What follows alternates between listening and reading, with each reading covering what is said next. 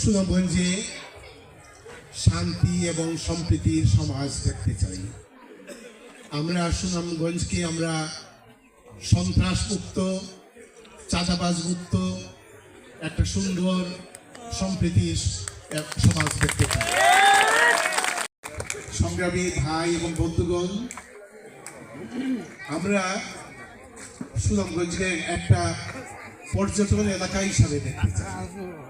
আগামী সংসদ নির্বাচনে অংশগ্রহণের সিদ্ধান্ত নিয়েছি, যাতে আমার জীবনের বাকি দিনগুলো আমি জনগণের সাথে, আমি আপনাদের সাথে থাকতে পারি, আপনাদের জন্য কাজ করতে পারি।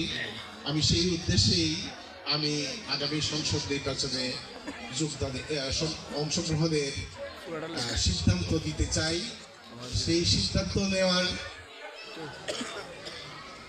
পেছনে যেন আপনাদের সমর্থন থাকে, আপনাদের সমর্থন আছে কিনা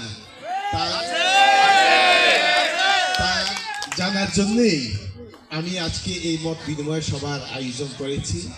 এই মত বিনিময় সভার মাধ্যমে আপনারা আমাকে অকুণ্ঠ সমর্থন জানিয়েছেন, আমি আপনাদের কাছে কৃতজ্ঞ। আমি আপনাদেরকে ধন্যবাদ জানাচ্ছি এবং আবারও আপনাদেরকে প্রতিশ্রুতি দিচ্ছি, জীবনের বাকি দিনগুলো আপনাদের সাথে, আপনাদের সঙ্গে নিয়ে আমরা এই জনপদের মানুষের কল্যাণের জন্য আমরা কাজ করে যাব। এই জনপদকে যাতে শান্তি ও সম্প্রীতির জনপদ আমরা তৈরি করতে পারি, তার জন্য আমরা চেষ্টা করে যাব।